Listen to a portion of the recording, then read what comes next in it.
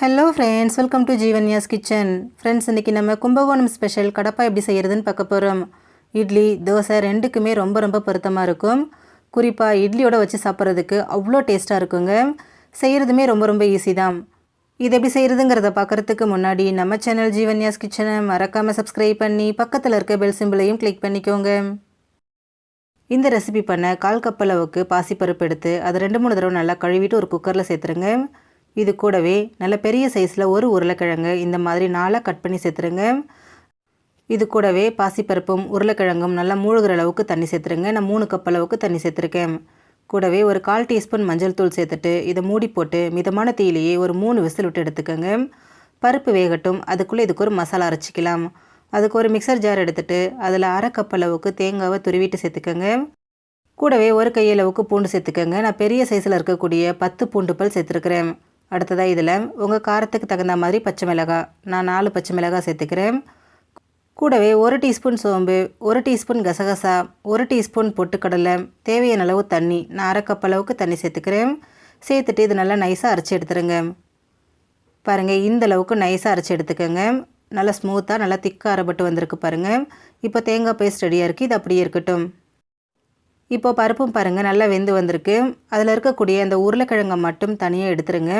எடுத்துட்டு அது முழுமையாக ஆறுனதுக்கப்புறமா அதை தோல் உரித்து எடுத்துக்கலாம்.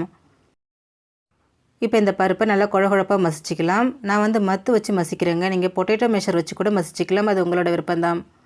பாருங்கள் நல்லா மசிஞ்சு வந்திருக்கு. இது அப்படியே இருக்கட்டும். இப்போ பாருங்கள், நம்ம வேக வச்ச உருளைக்கிழங்கு முழுமையாக ஆறி வந்திருக்கு. இப்போது அது மேலே இருக்கக்கூடிய அந்த தோல் எல்லாத்தையும் உரித்து எடுத்துருங்க.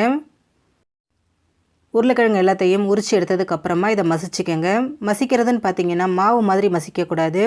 லைட்டாக இந்த மாதிரி கையால் ஒன்றும் பாதியமாக உதிர்த்து விடுங்க, சரியாக இருக்கும். பாருங்கள், உதிர்த்தாச்சு. இது அப்படியே இருக்கட்டும்.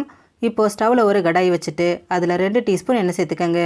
எண்ணெய் சூடானதும் இதில் ஒரு துண்டு பட்டையை உடச்சி வச்சுருக்கேன். கூடவே 3 கிராம்பு, 1 டீஸ்பூன் சோம்பு, ஒரு பிரியாணி இலையை பிச்சுட்டு இது கூட சேர்த்துக்கோங்க. சேர்த்துட்டு இது எல்லாத்தையும் நல்லா பொரிய விட்டுருங்க.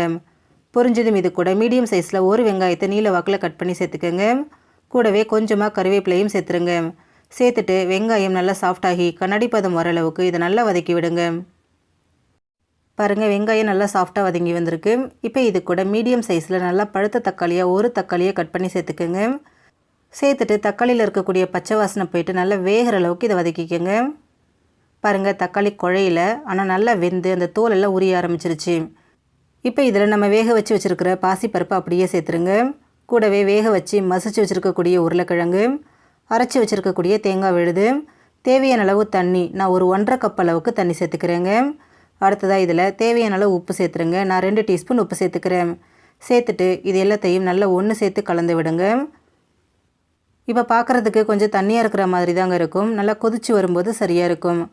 இப்போ இதை நல்லா மிக்ஸ் பண்ணி விட்டுருங்க. மிக்ஸ் பண்ணி விட்டுட்டு மிதமான தீயிலே வச்சுட்டு ஒரு 5 நிமிஷத்துக்கு இதை நல்லா கொதிக்க விடுங்க. நம்ம சேர்த்துருக்கக்கூடிய அந்த மசாலாவோட பச்சை வாசனைலாம் போயிட்டு கொஞ்சம் திக்காகி வரட்டும். பாருங்கள், ஒரு 5 நிமிஷம் போல் ஆகிருக்கு. பார்க்கும்போது நல்லா தெரியுது. நல்லா கொதிச்சு குழகுழப்பாக இருக்குது பாருங்கள். இது ரொம்ப தண்ணியாகவும் இல்லாமல் ரொம்ப திக்காகவும் இல்லாமல் ஒரு மாதிரி குழகுழப்பாக இருக்கும்போது டேஸ்ட் ரொம்ப சூப்பராக இருக்குங்க. இப்போ இதில் ஒரு கையளவுக்கு பொடியை நறுக்கின மல்லி இலையை சேர்த்துருங்க. சேர்த்துட்டு இதை ஒரு தடவை நல்லா இந்த மாதிரி கலந்து விட்டுட்டு ஸ்டவ்லேருந்து எடுத்து சுட சுட நம்ம சர்வ் பண்ணிக்கலாம். ரொம்ப ரொம்ப டேஸ்டியான கடப்பா நமக்கு ரெடி ஆகிடுச்சிங்க. இட்லி தோசை ரெண்டுக்குமே பொருத்தமாக இருக்குங்க. குறிப்பாக இட்லிக்கு ரொம்ப ரொம்ப சூப்பராக இருக்கும். ஃப்ரெண்ட்ஸ், நீங்களும் இதே போல் கும்பகோணம் கடப்பா செஞ்சு கொடுங்க. எல்லாருமே விரும்பி சாப்பிடுவாங்க. ஃப்ரெண்ட்ஸ், இந்த வீடியோ உங்களுக்கு பிடிச்சிருந்தா லைக் பண்ணுங்கள், ஷேர் பண்ணுங்கள், கமெண்ட் பண்ணுங்கள். ஜீவன்யாஸ் கிச்சனை சப்ஸ்கிரைப் பண்ணி பக்கத்தில் இருக்க பெல் சிம்பிளையும் கிளிக் பண்ணிக்கோங்க. அப்போ தான் நான் போடுற வீடியோஸோட நோட்டிஃபிகேஷன்ஸ் உடனுக்குடனே உங்களுக்கு வரும். தேங்க்யூ.